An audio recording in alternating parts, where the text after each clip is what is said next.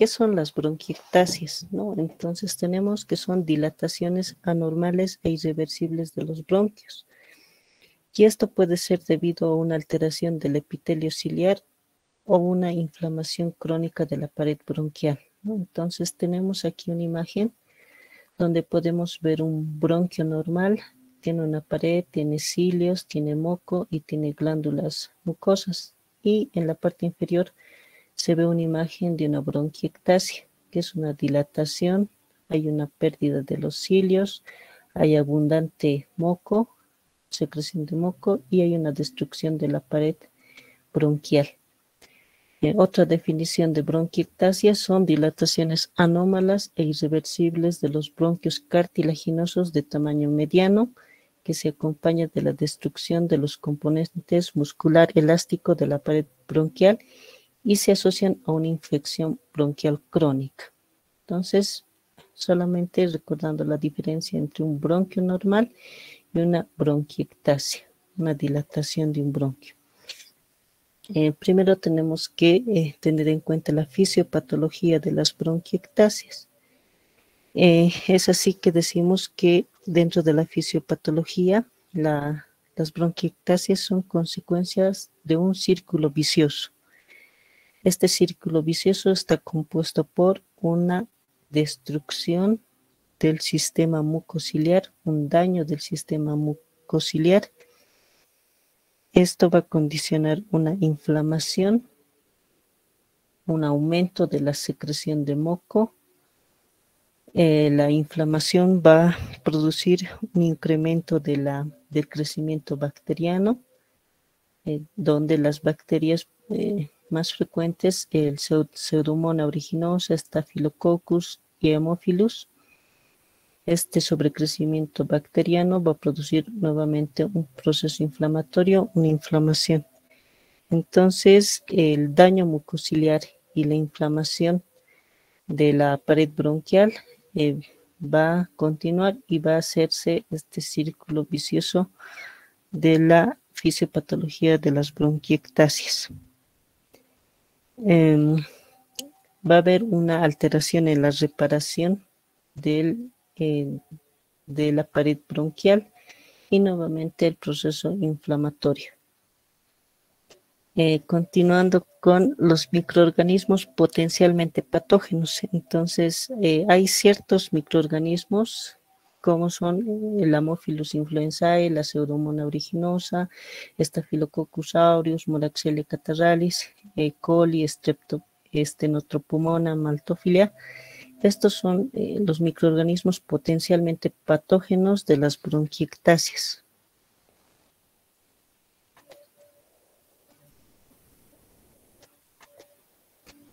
Bueno, dentro de la etiología de las bronquiectasias, las causas de las bronquiectasias son múltiples. Y entre estas causas de bronquiectasias podemos mencionar las de causa postinfecciosa, asociadas a enfermedades crónicas, asociadas a inmunodeficiencias, de causas de enfermedades sistémicas, de hipersensibilidad, causas como discinesias ciliares, otras causas como neumonía postinflamatoria y otras de etiología desconocida. Entre las causas postinfecciosas de las bronquiectasias podemos mencionar las postinfecciosas bacterianas, neumonías, tuberculosis, infecciosas por virus, por hongos como el Aspergillus. En estas causas postinfecciosas de las bronquiectasias son las causas más frecuentes, las más en una mayor proporción, en un 30%. Es una causa de bronquiectasias, las postinfecciosas. Seguimos con otras causas, como pueden ser enfermedades respiratorias crónicas, es decir, pacientes que tienen EPOC, asma o déficit del alfa-1 antitripsina pueden presentar bronquiectasias.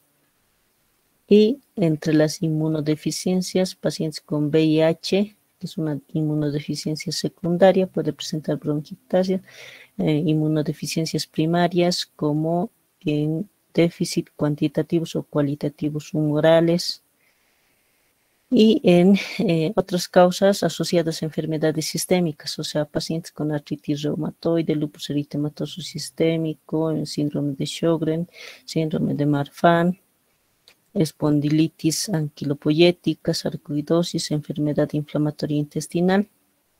Pueden estar asociadas estas enfermedades a las bronquiectasias y en un 1.4%, un 3.8%.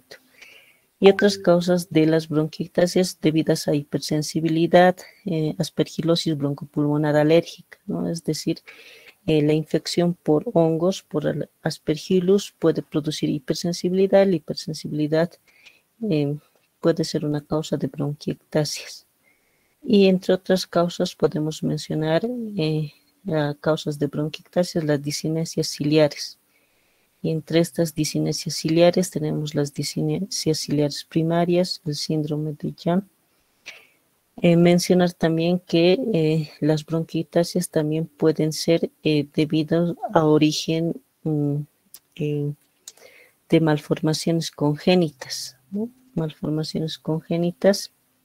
Y otras causas de las bronquiectasias pueden ser post-trasplante, pueden ser por una neumonitis postinflamatoria, aspiración de reflujo gastroesofágico, y entre otras causas podemos mencionar al síndrome de Swimmer-James-McLeod, que es la presencia de bronquiectasias en un solo lado en un solo hemicampo pulmonar. Y vamos a empezar describiendo algunas de estas causas de bronquiectasias, ¿no? Entonces, la causa más frecuente hemos mencionado que son las bronquiectasias postinfecciosas, ¿no?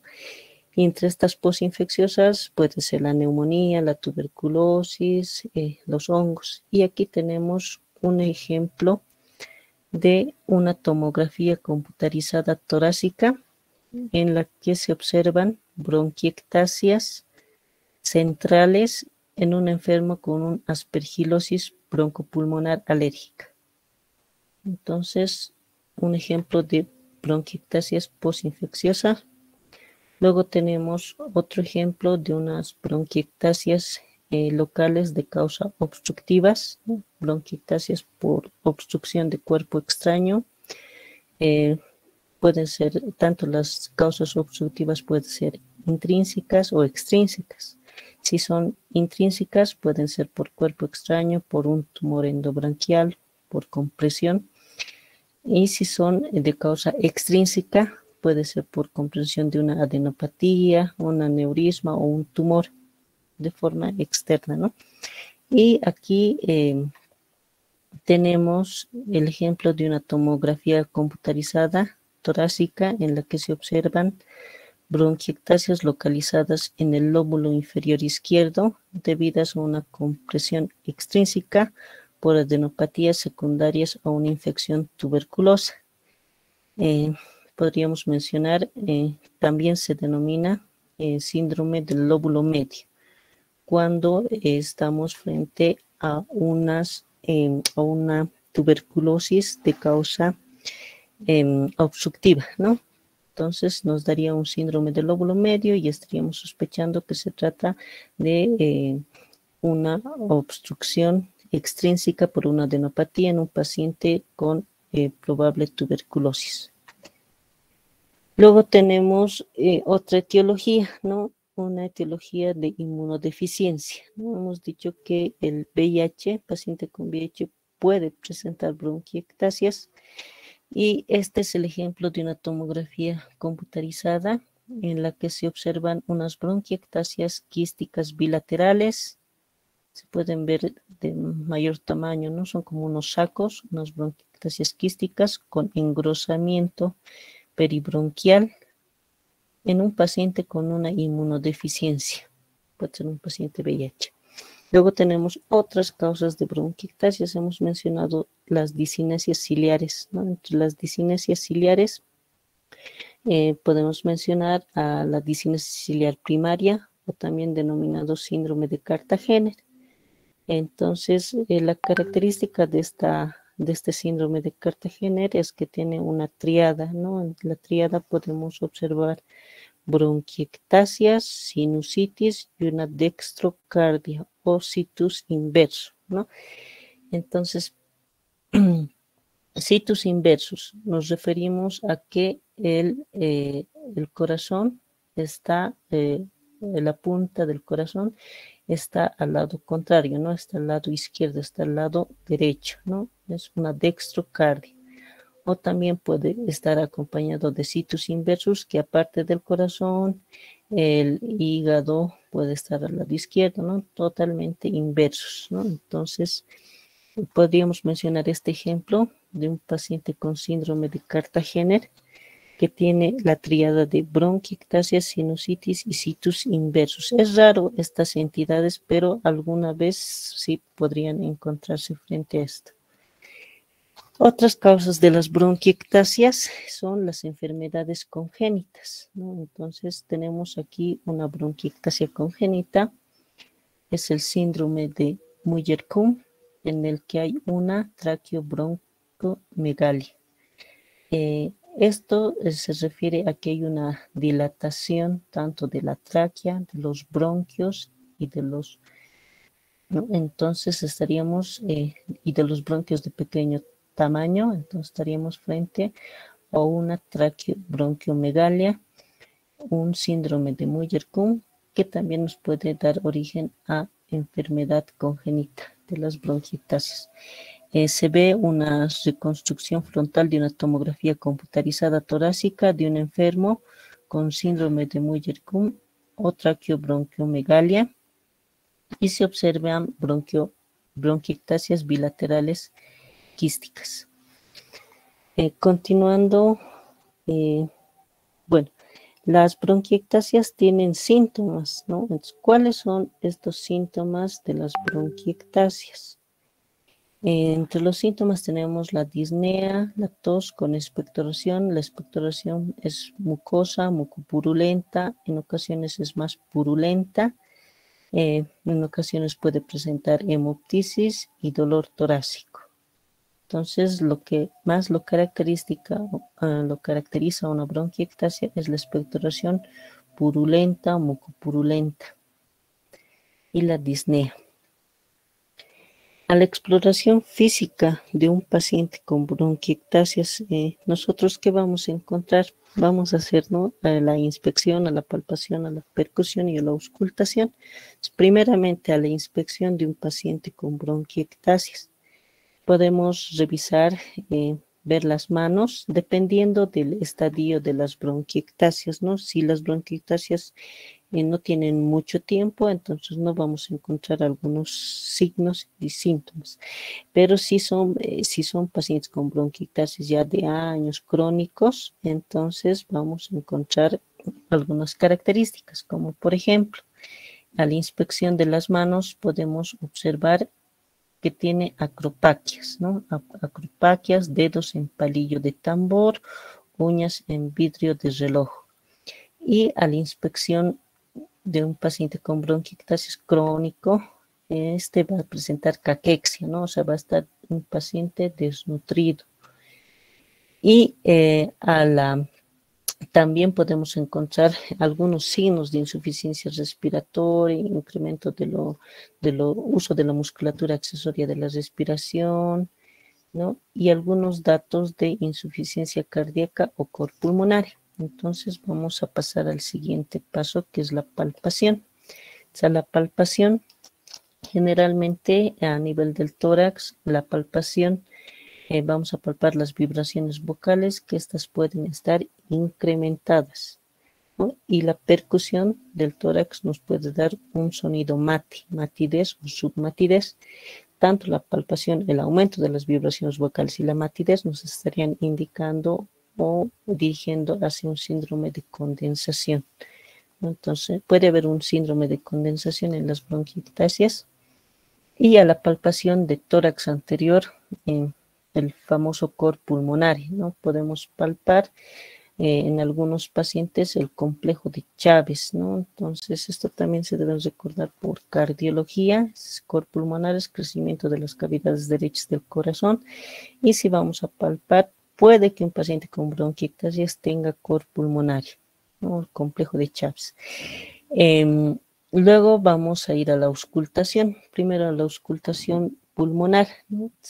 Cuando auscultamos el tórax posterior, podemos auscultar estertores crepitantes, roncos y sibilancias, ¿no? O tan solo estertores crepitantes, o en ocasiones solamente se pueden auscultar roncos y sibilancias.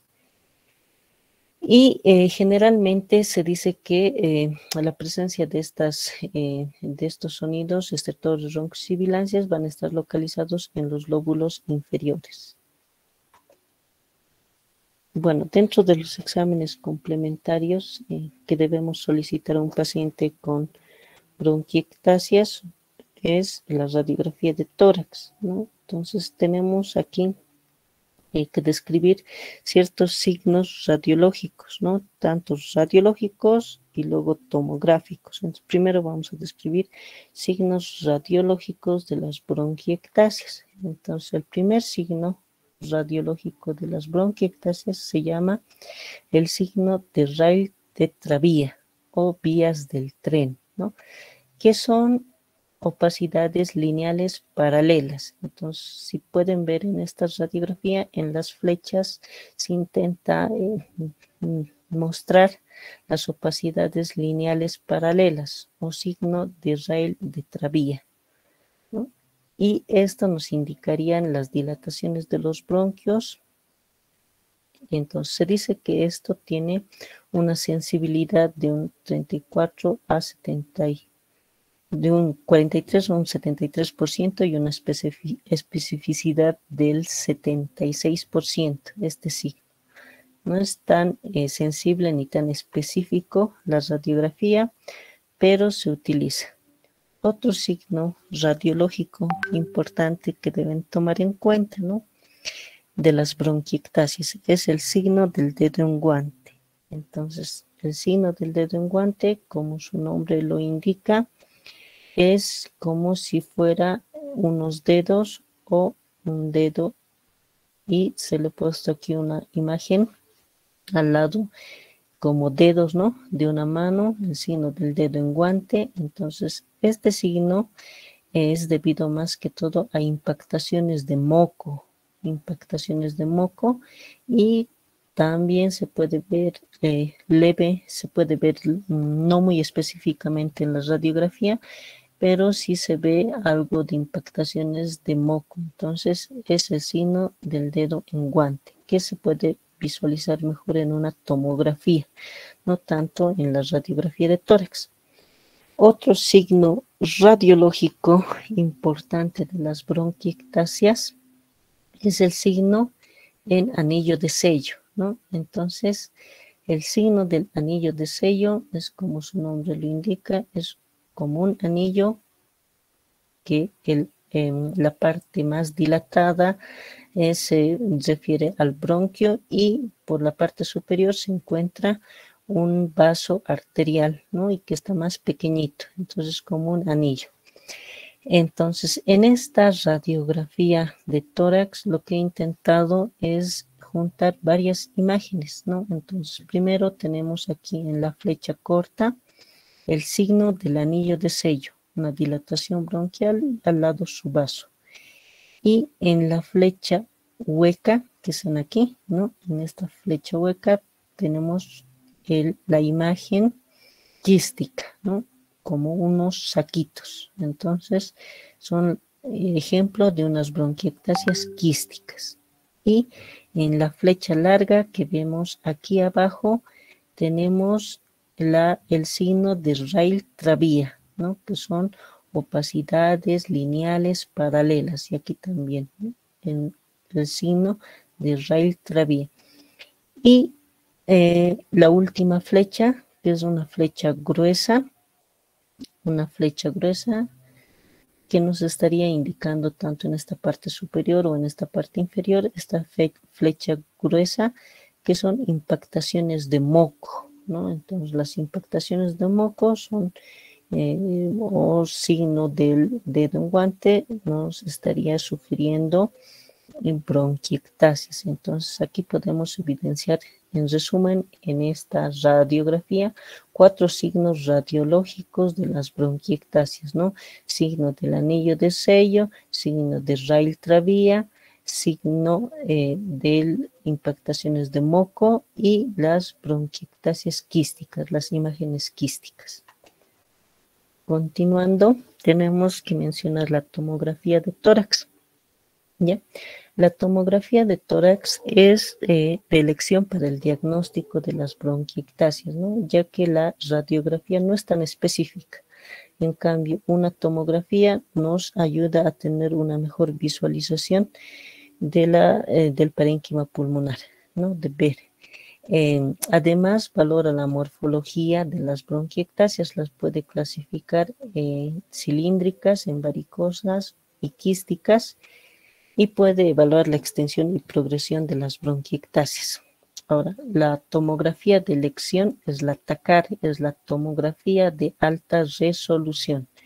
Si tenemos una tomografía de alta resolución, en algunos casos podemos identificar la etiología. Por ejemplo, si las bronquiectasias son difusas, están en todas partes, puede ser debido a un problema sistémico, ¿no? O sugiere un problema sistémico.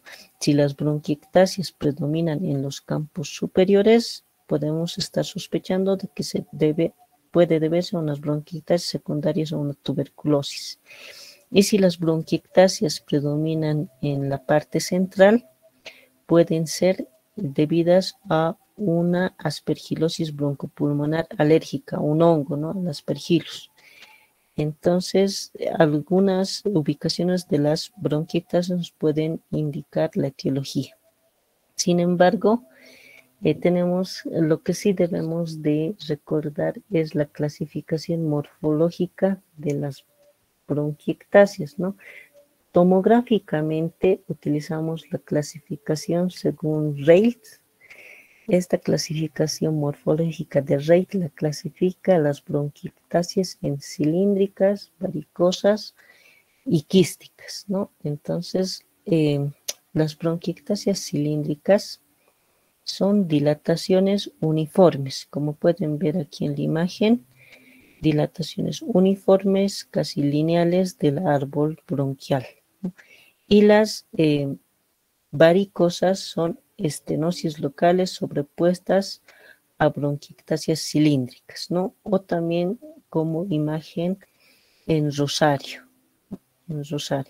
Y finalmente tenemos las bronquiectasias saculares y quísticas, que son dilataciones progresivas, dando la apariencia de un balón. Entonces, esa es la forma quística.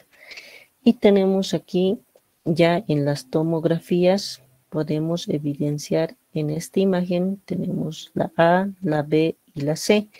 En la imagen A, tenemos ejemplo de bronquiectasias cilíndricas, como se ve, ¿no? Como simplemente cilíndricas o como signo de anillo de sello, ¿no? Si pueden observar dilatación bronquial y al lado hay un vasito. Entonces, la relación bronquio arterial es mayor a 1, es decir, el bronquio es mayor al diámetro de la arteria, ¿no? Lo normal es que sea 1 a 1 la relación, pero en este caso el bronquio está dilatado y la arteria está más pequeñita. Luego en la imagen B tenemos unas bronquiectasias varicosas, ¿no? Esta es la imagen de la bronquiectasia varicosa llena de contenido de aire, una dilatación del bronquio. Se puede imaginar un rosario. Y aquí tenemos finalmente en la imagen C la presencia de bronquiectasias quísticas o saculares, ¿no? Que nos evidencian pequeños sacos. Es así que podemos decir que la tomografía tiene un 90% de sensibilidad y especificidad para el diagnóstico de las bronquiectasias. Ahora, el signo fundamental es la demostración de una dilatación bronquial. Vamos a continuar con con otros signos radiológicos de las bronquiectasias. Hola, ¿se escucha? ¿Todavía se escucha bien? Sí, Sí, doctora. doctora, no se escucha. Sí, doctora. Muy bien. Sí, doctora. Ok, muy bien. Entonces vamos a continuar con los signos tomográficos de las bronquiectasias. Estábamos mencionando el signo del anillo de sello. El signo del anillo de sello, como en esta imagen tenemos, pueden observar un anillo. El diámetro del bronquio es mayor que el diámetro de la arteria, ¿no? Entonces, si vemos en la tomografía, donde se ve, muestran unas flechas, vemos que el diámetro del bronquio es mayor al diámetro del vaso. Entonces, ese es el famoso signo del anillo de sello. También se describe como la relación bronquio-arterial mayor a 1. Dentro de la tomografía vamos a mencionar otra clasificación, ¿no? Los signos directos de Neidich y los signos indirectos de Neidich, ¿no? Entonces, estos signos radiológicos directos son 3, ¿no? Entonces, dilatación bronquial, falta de afilamiento bronquial y visualización de los bronquios periféricos. Entonces, entre los signos directos, el primer signo que dice dilatación bronquial, podemos observar la dilatación y el signo del anillo de sello. Y en la falta del afilamiento, vamos a ver esta otra imagen en la que nos da la imagen de un signo de Rayleigh-Trabia o rastra de perlas también se llama, y falta de afilamiento bronquial. Y el tercer signo es la visualización de los bronquios hasta la parte periférica, es decir, a 1 centímetro de la pleura costal. Si tenemos aquí una tomografía, todo el contorno que va a chocar con la pleura es lo que se conoce como pleura costal, ¿no? Entonces, si los bronquios periféricos están a 1 centímetro, van invadiendo a 1 centímetro de la pleura costal, entonces es un signo indirecto o directo de las bronquiectasias. Ahora tenemos otros signos que son signos indirectos radiológicos de las bronquiectasias. Estos signos son el engrosamiento peribronquial. En esta tomografía, por ejemplo, pueden ver una dilatación bronquial con contenido ahí de aire, ¿no? Una dilatación bronquial, pero alrededor del bronquio hay un engrosamiento peribronquial. Y si están ante una tomografía con esta característica, podrían sospechar que es de un paciente con aspergilosis broncopulmonar alérgica, ¿no? Por engrosamiento de la pared bronquial alrededor del bronquio. Ahora, hay otros signos indirectos que podemos ver aquí en la imagen, que son las impactaciones mucoides, esto blanco que se ve, ¿no? Impactaciones mucoides. Y otro signo puede ser el patrón en mosaico, ¿no? El patrón en mosaico, es decir, áreas como un mosaico, blancas y negras, blancas y negras. Entonces, el patrón en mosaico también nos podría estar sugiriendo bronquiectasias y otros signos como los nódulos centrolobulillares. Entonces, aparte de que en esta tomografía algunos puntitos que ven se deben a los vasos, también se deben a los nódulos centrolobulillares. Estos nódulos centrolobulillares, también conocido como el signo del árbol en brote, ¿no? Entonces, el signo del árbol en brote pueden estar en varias entidades, varias patologías, pero si los mencionan en las bronquiectasias, pueden estar descritos árbol en brote en tuberculosis, en otros, pero en bronquiectasias también están descritos el signo del árbol en brote o nódulos centrolobulillares. También se describen atelectasias y consolidación. Entonces, el otro estudio que se debe solicitar a un paciente con bronquiectasias es la espirometría, ¿no? He puesto esta imagen para que puedan observar cómo es una espirometría normal, un patrón obstructivo y un patrón restrictivo, ¿no? Entonces, espirometría es un tema amplio, pero sí en un paciente con bronquiectasias se le solicita una espirometría y generalmente es un patrón obstructivo.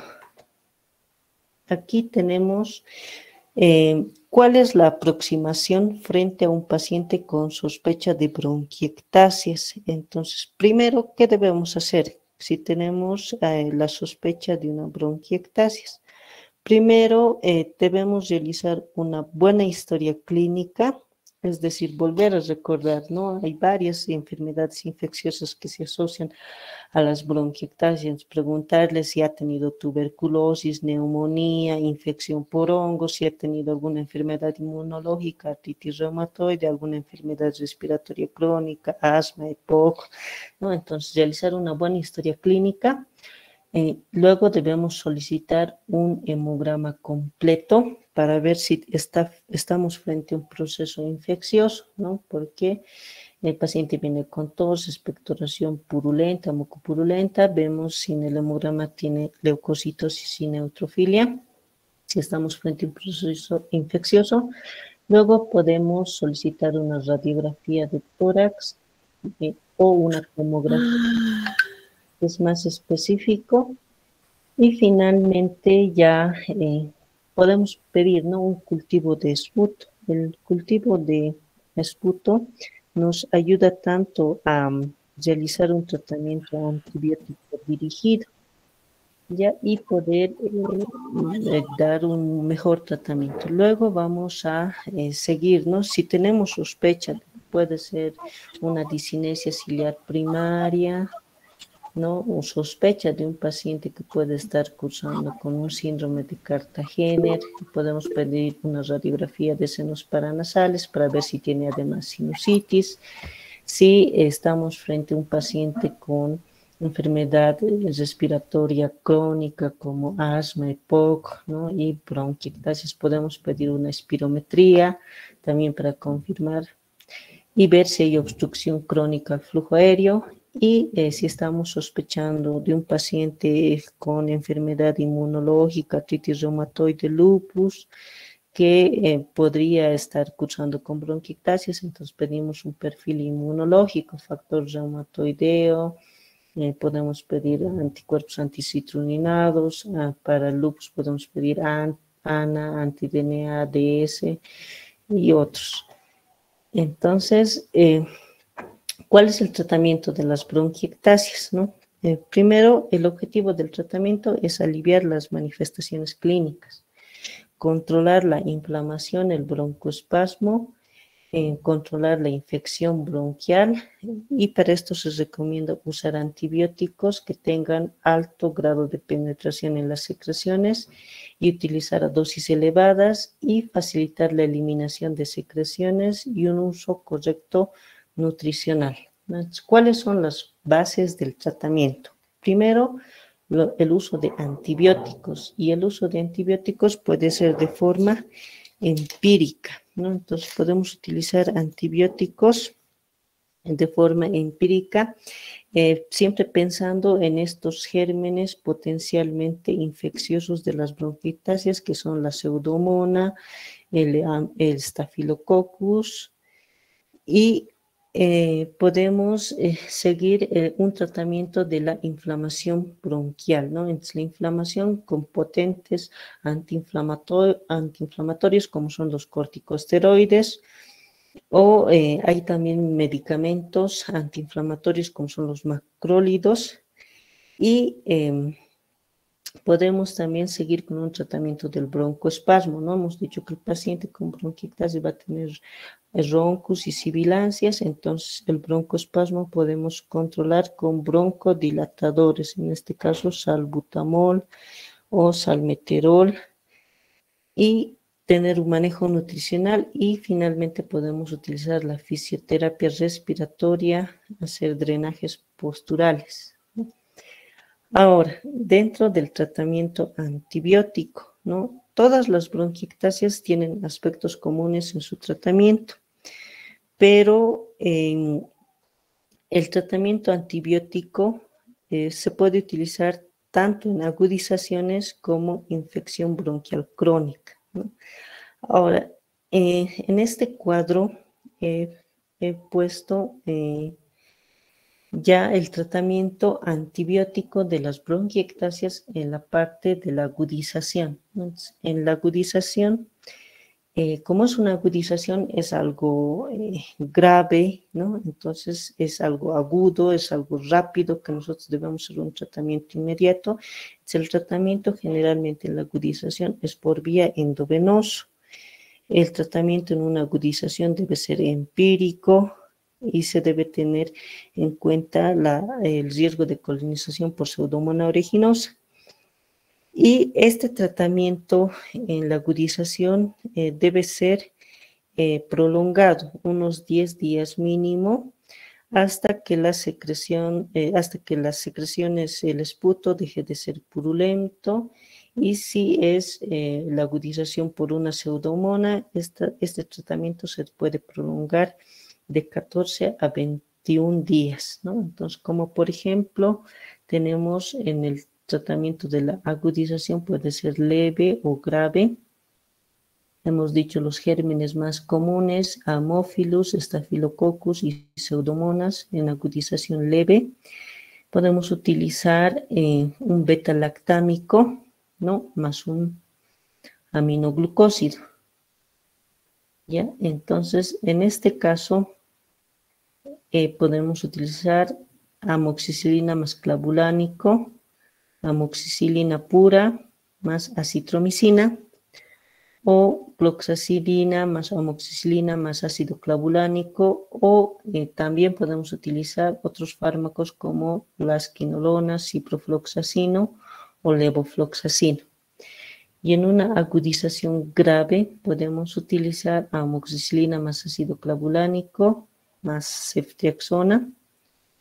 En caso de Pseudomonas aeruginosa, en una agudización grave podemos utilizar ceftazidima, que es antipseudomónico, o imipenem, piperacilina, tazobactam, o también tobramicina. Entonces, ese sería el tratamiento en agudización grave. Luego podemos hacer tratamiento antibiótico en infección bronquial crónica. Ahora, en caso de infección bronquial crónica, generalmente son pacientes que ya tienen bronquiectasias, ¿no? Y de forma crónica. En este caso, se puede hacer un tratamiento por vía oral o por vía inhalatoria, ¿no? En caso de que sea vía oral, se puede utilizar amoxicilina, ácido clavulánico, ciprofloxacino de forma prolongada. ¿Ya? Los antibióticos deben elegirse en función al microorganismo causante de la infección y posteriormente de acuerdo al antibiograma. Entonces, si es posiblemente causante Haemophilus influenzae, entonces amoxicilina, ciprofloxacina. Si es Staphylococcus aureus, floxacilina, amoxicilina más ácido clavulánico. Si es Pseudomonas, es tobramicina. Y si es Strenopmonas, es cotrimoxazol y doxiciclina. Bueno, continuando. Entonces, el tratamiento de la inflamación bronquial. Entonces, ya hemos hecho el tratamiento antibiótico. Ahora, ¿cómo tratamos la inflamación bronquial? Para tratar la inflamación podemos utilizar los macrólidos, que aparte de ser antibióticos, los macrólidos como la acitromicina tienen una acción inmunomoduladora, es decir, modulan la respuesta inflamatoria. Entonces, los macrólidos en las bronquiectasias se aconseja utilizar acitromicina vía oral 3 días por semana, ¿no? Entonces, durante 3 días a la semana, utilizar acitromicina como inmunomodulador para la respuesta inflamatoria. Otro tratamiento de la inflamación bronquial es el uso de corticosteroides inhalados. En este caso, budesonida, biclometasona, que son corticosteroides inhalados, podemos utilizar en caso de hiperreactividad bronquial.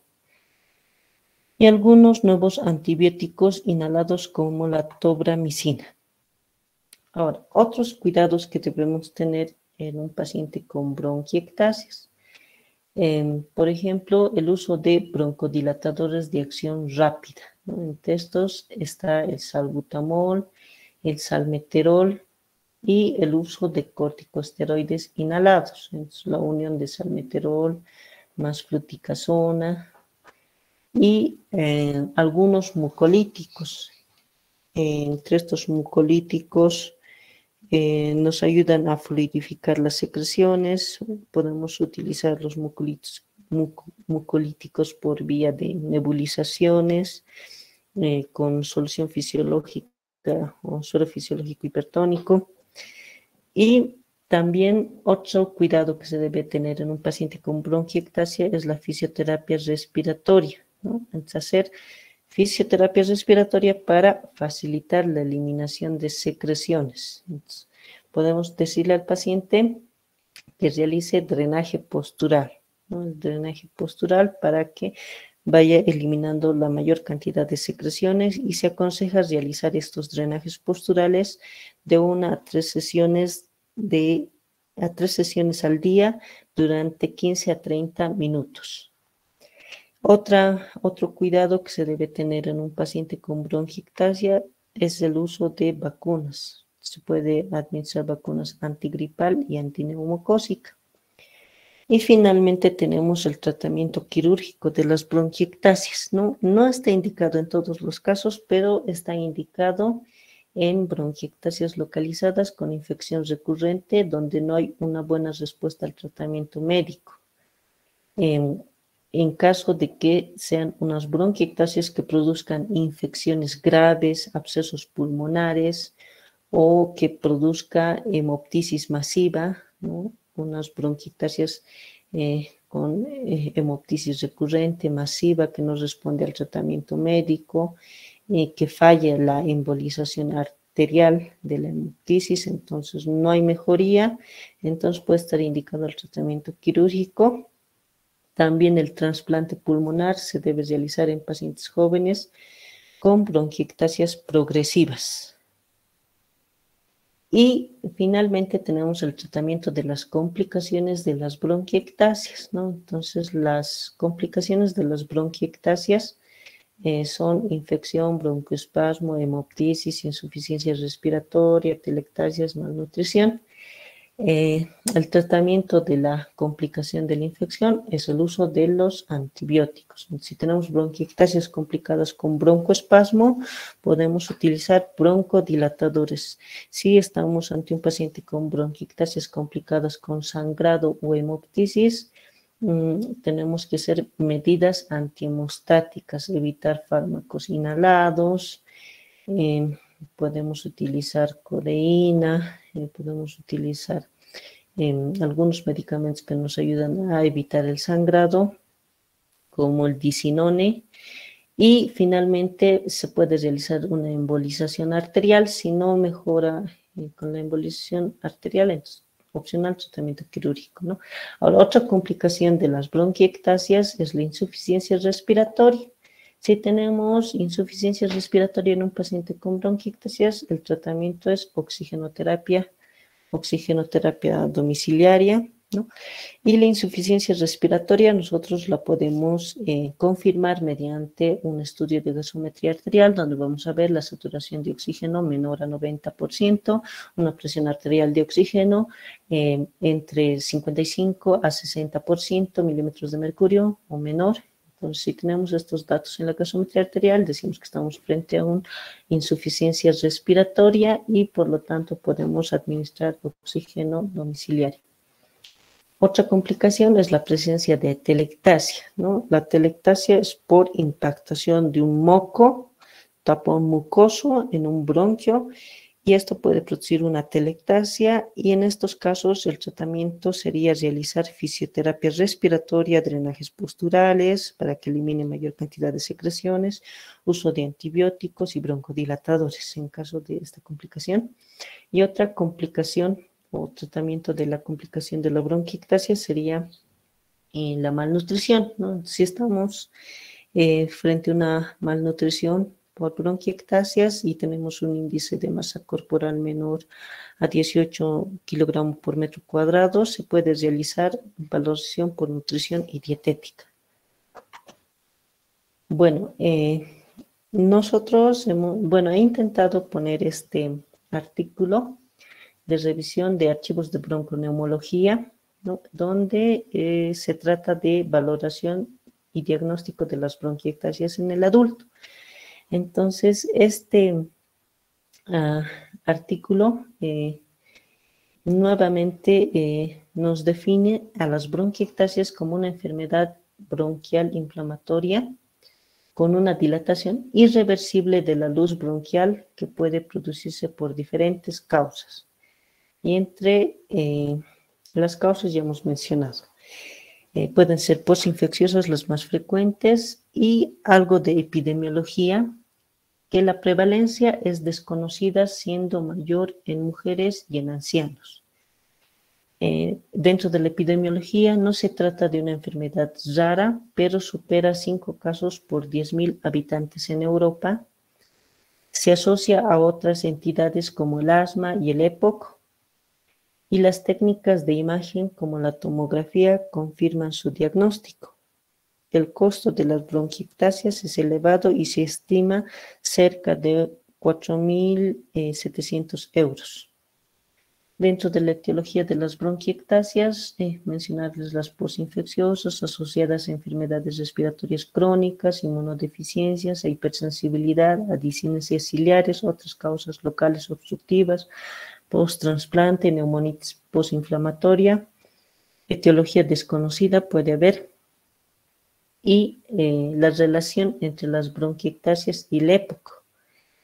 Entre un 30 a 50% de los pacientes con EPOC presentan bronquiectasias y entre un 5 al 10% de pacientes con bronquiectasias se pueden asociar con EPOC. Los pacientes con EPOC y bronquiectasias conforman un fenotipo clínico con peor pronóstico.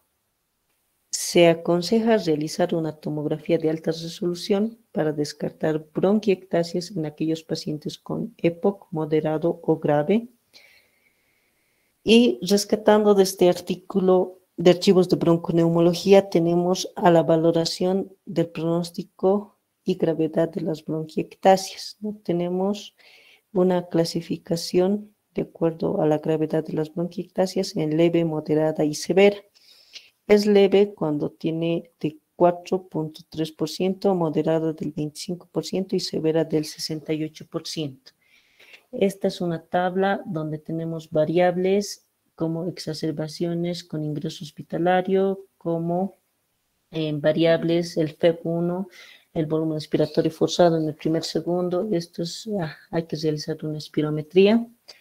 Otra variable es la edad, otra variable la colonización por Pseudomonas aeruginosa, otra variable la extensión radiológica y otra variable la disnea evaluado por la escala MRC modificada. Entonces, de acuerdo a estas variables, podemos sacar una puntuación y clasificar a las bronquiectasias como leve, moderada o severa. Okay. Bueno, muchas gracias. Espero que el tema les haya servido. Es un tema amplio y si tienen alguna pregunta, les escucho.